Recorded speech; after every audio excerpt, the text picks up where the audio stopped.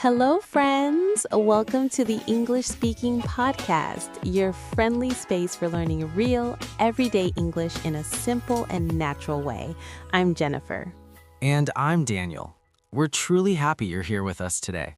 It always feels special knowing learners from around the world are listening.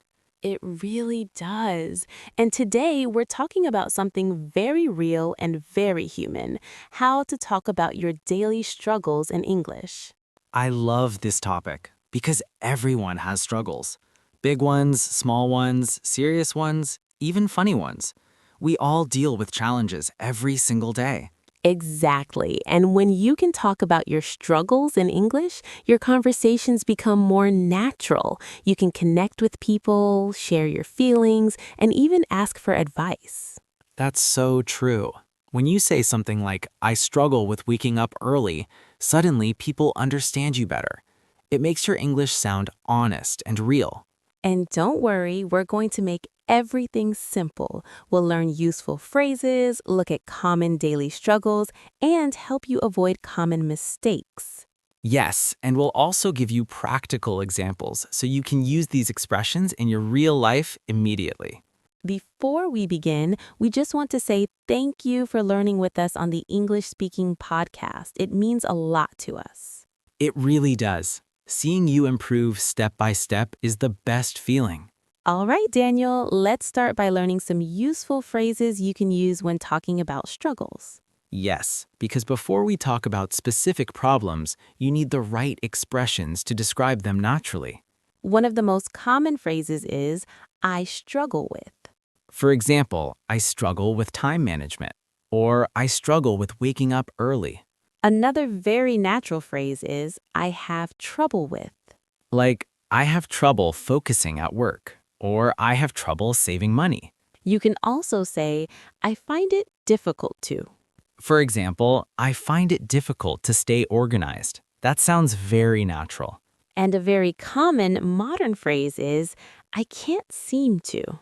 Yes, like I can't seem to remember names, or I can't seem to stop checking my phone. Notice how that shows you're trying, but it's still hard. Exactly. These phrases are powerful because they make your English sound fluent and natural, not robotic. Now that we know the expressions, let's talk about some real daily struggles people face. So, Daniel, let's talk about some common daily struggles that many people face. Yes, because when learners hear real examples, it becomes easier to relate and practice. One very common struggle is waking up early. Many people say, I struggle with waking up early, especially on weekdays. That's true. You could also say, I have trouble getting out of bed in the morning, which sounds very natural. Another big struggle is time management. People often say, I struggle with managing my time, or I can't seem to finish my tasks on time. Yes, and students especially might say, I find it difficult to balance my studies and personal life. That's a great example. Work stress is another common issue. Someone might say, I feel overwhelmed at work, or I have trouble dealing with pressure. And let's not forget social struggles. Some people say, I struggle with speaking in public, or I get nervous when I talk to new people. Yes, that's very common for English learners too. They might say, I struggle with speaking English confidently. And that's completely okay. The important thing is being able to express it clearly. Another modern struggle is phone addiction. Many people say, I can't seem to stop checking my phone, or I waste too much time on social media. That's very relatable. You could also say, I find it difficult to focus because of distractions. Notice something, Daniel? All these examples follow the same simple structure. Yes, subject plus struggle phrase plus specific problem. That pattern makes it easy to create your own sentences. Exactly. Let's practice quickly. I'll say a problem and you make a sentence. Okay, let's try. Problem: eating healthy. I struggle with eating healthy during busy weeks. Very good. Problem: saving money. I have trouble saving money because I spend too much on small things. Perfect. See how simple that is? Yes, and learners, you can pause and create your own sentences right now. Think about one real struggle in your life and say it in English. And remember, being honest makes your English sound more natural. Now that we've talked about common struggles, let's look at how to give more details when you explain your problem. So now that we've talked about common struggles, let's go deeper and learn how to explain them in more detail. Because saying I struggle with time management is good, but adding more information makes your English stronger and more natural. Exactly. When you add details, your listener understands you better. It also makes the conversation more interesting. Let's take a simple sentence. I struggle with waking up early. That's clear, but we can expand it. Yes, for example, I struggle with waking up early because I stay up late at night. Perfect. Notice the word because. It helps you explain the reason. You can also use so. For example, I stay up late, so I can't wake up early. Another useful word is especially. For example, I struggle with waking up early, especially on Mondays. That adds extra detail and sounds very natural. You can also describe frequency. Words like always, usually, often, and sometimes are very helpful. For example, I often struggle with focusing at work, or I usually have trouble sleeping before an important day. Great examples. Now, let's practice building a longer answer. Imagine someone asks you, what's something you struggle with? You could say, I struggle with managing my time because I try to do too many things in one day. I often feel overwhelmed, especially during busy weeks. That sounds very fluent. It's still simple English, but it feels complete. Yes, and you can also add feelings. For example, it makes me feel stressed or it makes me feel frustrated. That's important. When you talk about struggles, emotions are natural. Words like stressed, frustrated, tired, confused, overwhelmed, nervous, these are very useful. Let's try another example, public speaking. Okay, I struggle with public speaking because I get nervous in front of many people. My hands start shaking and I forget what I want to say. That's such a realistic example. Notice how adding small details like my hands start shaking makes it more vivid. Yes, details make your English more alive. You can also talk about how long you've had this struggle. For example, I've struggled with confidence for many years, or I've had trouble sleeping since I changed my job. Very good. The present perfect tense, I've struggled, I've had trouble, is useful when the problem started in the past and continues now. Don't worry if grammar feels difficult. Just focus on the structure and practice little by little. That's right. Another way to expand your sentence is by talking about what you've tried.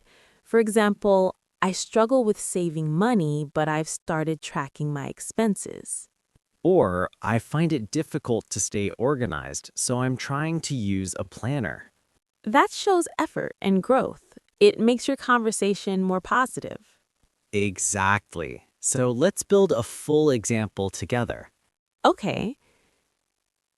I struggle with staying consistent at the gym because I lose motivation after a few weeks.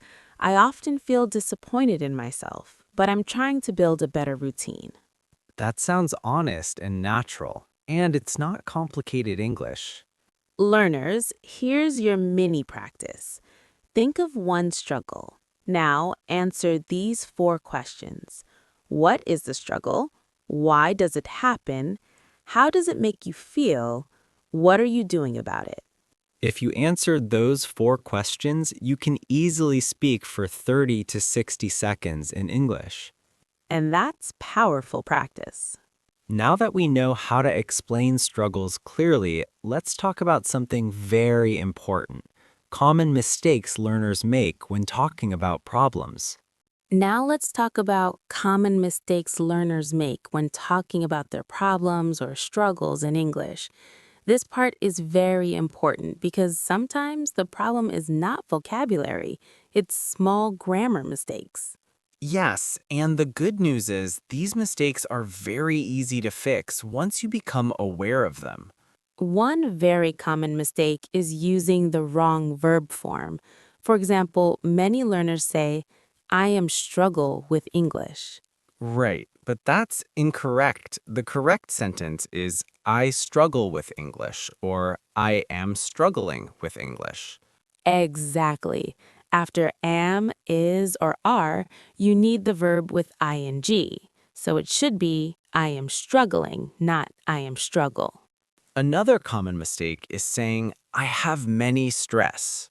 Yes, stress is an uncountable noun, so we don't say many stress. We say I have a lot of stress or I feel stressed. That's a very important difference. Stress is the noun, stressed is how you feel. For example, I have a lot of stress at work or I feel stressed because of work. Another mistake is using very with certain adjectives. For example, some learners say, I am very afraid from exams. First, we don't say afraid from, we say afraid of. So the correct sentence is I am very afraid of exams. And even better, you can say, I'm really nervous about exams. That sounds more natural. Yes, nervous about is very commonly used. Another mistake is direct translation from your native language. Sometimes learners translate word for word and the sentence sounds unnatural. For example, instead of saying my mind is not working, a more natural way could be I can't focus or I'm having trouble concentrating. That's such a great example. English has its own natural expressions, and learning those makes you sound fluent. Also, many learners forget to use prepositions correctly. For example, I have difficulty to speak English. The correct form is I have difficulty speaking English. After difficulty, we use the ing form. Yes, or you can say I find it difficult to speak English. That's another natural structure. Let's talk about pronunciation mistakes too. Sometimes learners know the correct sentence, but they don't pronounce it clearly. For example, the word comfortable, many people say it slowly as comfortable, but in natural speech, it sounds more like comfortable. And the word vegetable sounds like vegetable, not vegetable. Listening to native speakers through podcasts, interviews, and videos can really help improve pronunciation. Another mistake is being too afraid of making mistakes. Yes, that's actually the biggest mistake. Some learners stop speaking because they think my grammar is not perfect. But practice comes from fluency, not perfection. Even native speakers make grammar mistakes sometimes.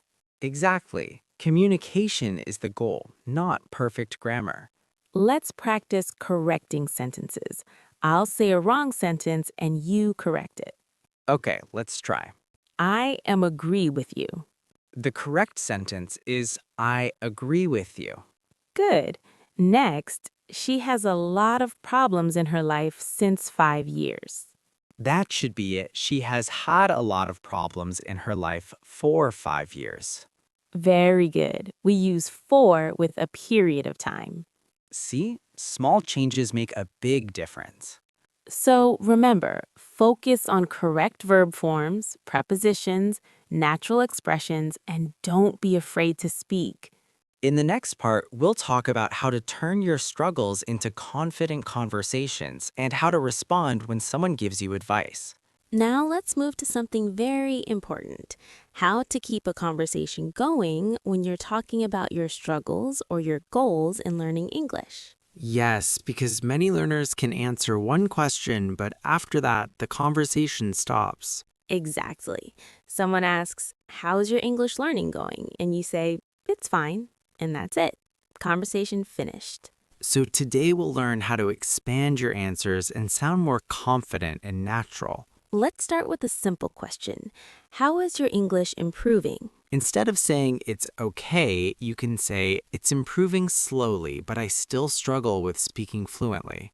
Yes, that's already much better. You added detail. You can also say I've been practicing every day and I feel more confident than before. That sounds positive and motivated. Now let's talk about how to respond when someone gives you advice. For example, someone says you should watch English movies. Instead of just saying, okay, you can say, that's a good idea.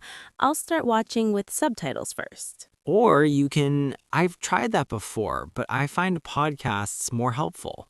See? You are continuing the conversation instead of ending it. Another important skill is asking follow-up questions. If someone gives you advice, you can ask, which movies do you recommend? Or, how often should I practice speaking? Asking questions shows interest and confidence. Now let's practice a small conversation. Okay, How do you want to improve your English? I want to improve my English because it will help me in my career and in my personal growth. I also want to feel confident when talking to international clients. That's a strong answer. You explained your reason clearly. You can also connect it to your dreams. For example, I want to move abroad one day, so English is very important for me. That's powerful. When your goal is emotional, your motivation becomes stronger. Now, let's talk about expressing frustration in a mature way.